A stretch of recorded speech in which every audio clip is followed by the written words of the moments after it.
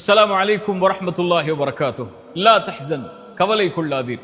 என் தோழனே, நீ பிரம்மாண்டமாக நினைக்கக்கூடிய இந்த உலக வாழ்வென்பது ஒரு வீட்டை போன்றது.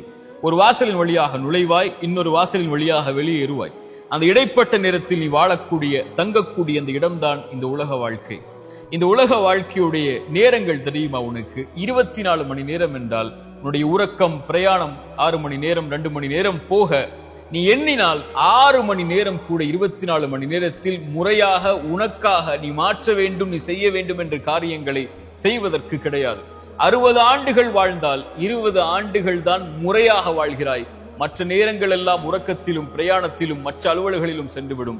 இந்த 20 ஆண்டுகளுடைய வாழ்க்கைக்கு தான் இவ்வளவு கவலைப்பட்டு உன்னை அழித்துக் கொண்டிருக்கிறாய். என் தோழனை, இந்த உலகத்தில் 3 மனிதர்கள் உண்டு.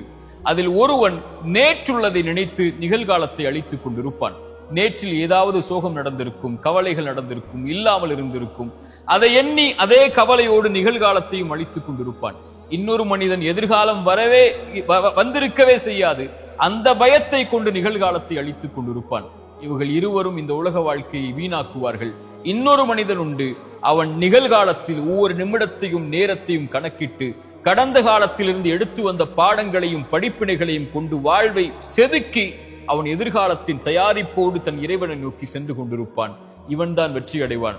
இறைத்தூதர் ஸல்லல்லாஹு அலைஹி வஸல்லம் இப்னு உமர் என்ற ஒரு தோழருடைய தோள்புஜத்தை பிடித்து உலுக்கி சொன்னார்கள், இப்னு உமரே, கவனத்தில் கொள். எனக்கும் உங்களுக்கும் இறைத்தூதர் சொல்வதுதான், கவனம் கொள், ஆட்டுங்கள் உங்களுடைய உள்ளத்தை பிடித்து இந்த செய்தியோடு. குன் ஃபித் துன்யா கஅன்னக கரீபுன் வ ஆபிரு சபீல். இந்த உலகத்திலே ஒரு பயணியைப் போல், ஒரு வழிப்போக்கனை போல் வந்தான் சென்றான் என்ற வாழ்வை வாழ்ந்து சென்று விடு. இந்த நேரம் தான் உனக்கு, நாளை உனக்கு இல்லை, நீ செல்ல போகிறாய் என்ற எண்ணத்தோடு இந்த உலகத்திலே வாழ். அந்த தோழர் இப்னு உமர் விளக்கம் சொன்னார்கள் தன்னுடைய மாணவர்களுக்கு இறைத்தூதருடைய இந்த செய்தியை. காலை வந்தால் மாலை எதிர்பார்க்காதே, மாலை வந்தால் காலை எதிர்பார்க்காதே. நோய்க்கு முன்னால் சுகத்தை தேடிக்கொள், மரணத்திற்கு முன்னால் வாழ்ந்து கொள் என்று அந்த தோழர் விளக்கம் சொன்னார்கள். இறைத்தூதர் ஸல்லல்லாஹு அலைஹி வஸல்லம் தெளிவாக இதை சொன்னார்கள் 5 அறிவுரைகளோடு. இந்த 5ற்கு முன்னால் 5ஐ பயன்படுத்திக் கொள்ளுங்கள். 1, உனக்கு வயோதிகம் வருவதற்கு முன்னால் வாலிபத்தை பயன்படுத்திக் கொள். வாலிபத்தை வீணாக்கினால் கண்மூடி முடிப்பதற்கு முன்னால் வயோதிகம் வந்துவிடும். அப்போது வாலிபத்தில் செய்ய வேண்டும் என்று நினைப்பதை நினைப்பாய், செய்ய முடியாது. வயோதிகம் வருவதற்கு முன்னால் வாலிபத்தை பயன்படுத்திக் கொள். உனக்கு நோய் வருவதற்கு முன்னால் சுகத்தை தேடிக்கொள். உனக்கு ஏழ்மை வருவதற்கு முன்னால் உன்னுடைய செல்வத்தை பயன்படுத்திக் கொள். உனக்கு நேரமின்மை வருவதற்கு முன்னால் குழந்தைகள், குடும்பம், உன்னுடைய சூழல், உன்னுடைய பொருளாதார நிலைமை என்று வருவதற்கு முன்னால் இருக்கின்ற நேரத்தை முறையாக பயன்படுத்திக் கொள். உனக்கு மரணம் வருவதற்கு முன்னால் வாழ்ந்து கொள் என்று இறைத்தூதர் ஸல்லல்லாஹு அலைஹி வஸல்லம் சொன்னார்கள். அலி இப்னு அபி தாலிப் அழகாக சொன்னார்கள், அதை இன்று செயல்படலாம், விசாரிக்கப்பட மாட்டாய். நாளை விசாரிக்கப்படுவாய் மரணத்திற்கு முன்னால். அப்போது செய்ய வேண்டும் என்று நினைப்பதை செய்ய முடியாது.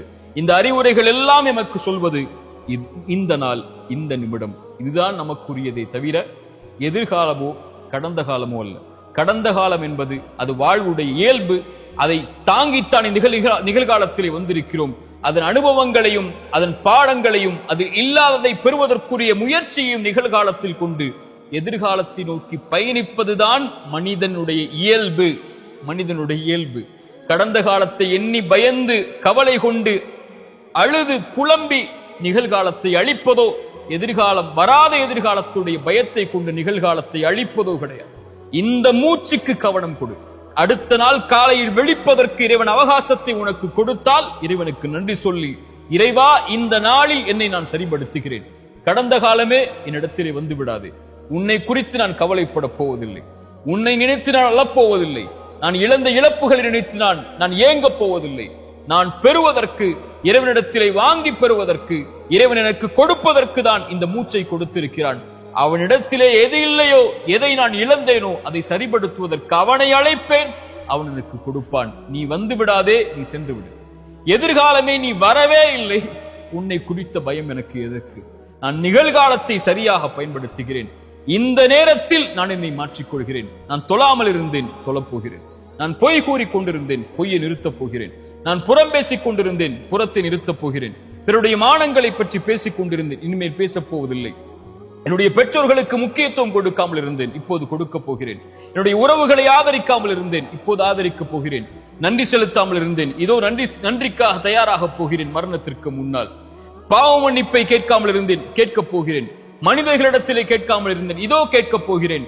இந்த நிமிடத்தை நான் சரிபடுத்த போகிறேன் என்ற உறுதியோடு இறைவனை நெருங்குங்கள். உங்கள் வாழ்வில் எது இல்லை என்றாலும், எதை நீங்கள் இழந்திருந்தாலும் அந்த கவலையை இறைவன் நீக்கி அவனிடத்திலே நெருங்குவதற்குரிய வாய்ப்பை இறைவன் கொடுத்து, உங்களுக்கு எதை வேண்டுமோ அதை அவனிடத்திலே கேட்டு பெறுவதற்குரிய அவகாசத்தையும் இறைவன் நீட்டித்து தருவார். இந்த ஒரு புரிதலை புரிந்தால், இந்த நேரத்தை பயன்படுத்தினால், இந்த நாளை பயன்படுத்தினால், இந்த நொடியை நமக்காக நாம் அமைத்துக் கொண்டால், இந்த உலக வாழ்வில் நாம் வெற்றியை நோக்கி பயணிக்கலாம். ஒரே ஒரு செய்தியை நினைவுக்காக சொல்கிறேன். நேற்று ஒரு உணவை சாப்பிட்டிருப்பீர்கள், அந்த உணவில் உப்பில்லை என்று வைத்துக் கொள்ளுங்கள். அந்த உணவை இன்று எடுத்து சாப்பிடுவீர்களா? மாட்டீர்களே. அல்லது நாளை ஒன்றை செய்ய போகிறீர்கள் என்று எண்ணுவீர்கள், அந்த உங்களுடைய பசியை ஆற்றிவிடுமா? ஆற்றாது. ஒரு உணவுக்கே நீங்கள் இப்படி என்றால், ஏன் கடந்த காலத்தில் நடந்த செயல்களையும் நினைவுகளையும் கொண்டு, அல்லது வராத உணவை கொண்டோ வராத எண்ணங்களை கொண்டோ நிகழ்காலத்தில் கவலை கொண்டு இதை அழித்துக் கொண்டிருக்கிறீர்கள்? வாழ்வென்பது மிக அற்பமானது, மிக குறுகியது. கண்மூடி முடிப்பதற்கு முன்னால் நாம் வாழ்வை முடித்து விடுவோம். அதற்குள் இந்த வாழ்வை இறைவனை சந்திப்பதற்கான தயாரிப்போடு வாழ கற்றுக்கொள்ளுங்கள். இறைவன் அதற்குரிய வழிகளையும் விசாலங்களையும் நம்முடைய வாழ்வில் ஏற்படுத்துவான். வாழ ஆரம்பியுங்கள். மூன்றாவது, பாவ மன்னிப்பை கேளுங்கள். நீங்கள் இறைவனுக்கு பாவம் செய்தால் இறைவனிடத்திலே மன்னிப்பை பெறலாம். மனிதர்களுக்கு நீங்கள் பாவம் செய்திருந்தால் அவர்களை அணுகி பாவ மன்னிப்பை கேட்டு அந்த பாவத்திலிருந்து விடுபடுங்கள். அவர்கள் மன்னிக்கிறார்கள், அவர்கள் மன்னிக்கவில்லை, உங்களை வெறுத்து வாழ்கிறார்கள், அதற்கு பிறகு உங்களோடு அவர்கள் உறவை துண்டித்து விட்டார்கள், அதுவெல்லாம் உங்களுடைய கணக்கில் அல்ல, இறைவனிடத்தில் ஒப்படைத்து விடுங்கள்.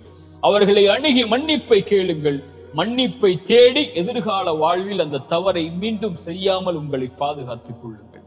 இந்த மூன்று அடிப்படைகளை கடந்த காலத்தில் இருந்து எழுந்து வரும்போது நிம்மதியோடு எதிர்காலத்தை கழிப்பதற்காக பாடமாக பெற்று கழியுங்கள். கடந்த காலத்தில் தவறுகள் செய்திருந்தால், கடந்த காலத்தில் உங்களுடைய கரத்தாலே நீங்கள் அநீதம் செய்திருந்தால், கடந்த காலத்தில் உங்களுடைய கரத்தாலேயே நீங்கள் பாவம் செய்திருந்தால், குற்றம் செய்திருந்தால், எதிர்காலத்தில் இறைவனிடத்தில் மன்னிப்பை தேடி நிகழ்காலத்தில் நீங்கள் வாழ்ந்து கொண்டிருந்தால், எதிர்காலத்தில் ஒருபோதும் அந்த தவறை மீண்டும் செய்து விடாதீர்கள். இதுதான் குறிப்பாக நாம் புரிந்து கொள்ள வேண்டிய அறிவுரை. கடைசியாக, இந்த உலகத்தில் எது உங்களை விட்டு நீங்கி இருந்தாலும், இந்த உலகத்தில் யார் உங்களை விட்டு நீங்கி இருந்தாலும், இந்த உலகத்தில் எது உங்களை புறக்கணித்து விட்டாலும், இறைவன் உங்களை ஒருபோதும் புறக்கணிப்பதில்லை. அவன் உங்களோடுதான் உங்களுடைய கடைசி மூச்சு இருக்கும் வரையும் இந்த உலகத்தில் இருப்பான் என்ற அடிப்படையை மனதில் பதிய வைத்துக் கொள்ளுங்கள். கவலைகள் நீங்கும். அக்கூலு கௌலி ஹாதா அஸ்தக்ஃபிருல்லாஹ் லி வ லக்கும். அஸ்ஸலாமு அலைக்கும் வரஹ்மத்துல்லாஹி.